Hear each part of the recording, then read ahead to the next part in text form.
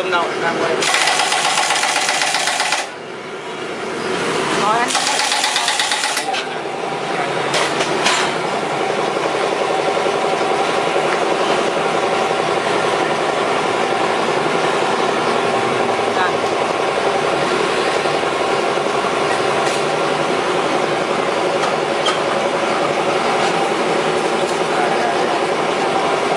Rồi trước tiên ha, mình xịt vô để cho nó ngấm ha.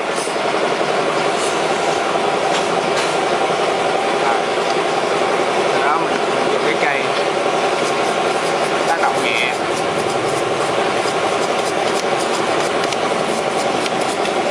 Là chưa làm gì sao.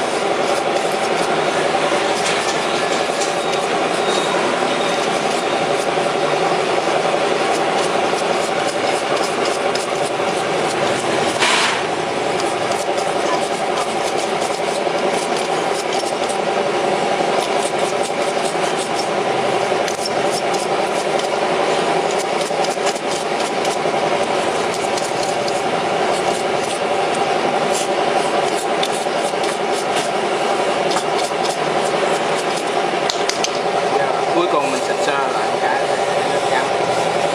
Đó, bây giờ cảm nhận độ dơ của nó ha.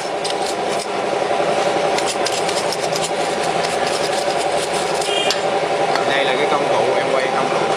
Đây cái công cụ để mà vệ sinh dây sên. Đó, cảm nhận ha.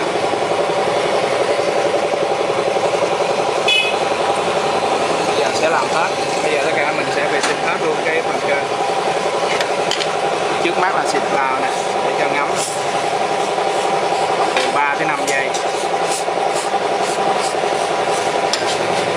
Đó, này đang ra ten nè. Sau đó dùng cái này nè. Sau đó dùng cọ. Này đang ra ten nè. Sau đó dùng cọ để mà vệ sinh. Cọ vệ sinh. Đó. Để đẩy những cái chất bẩn cứng đầu. Đó, bám lâu ngày ha.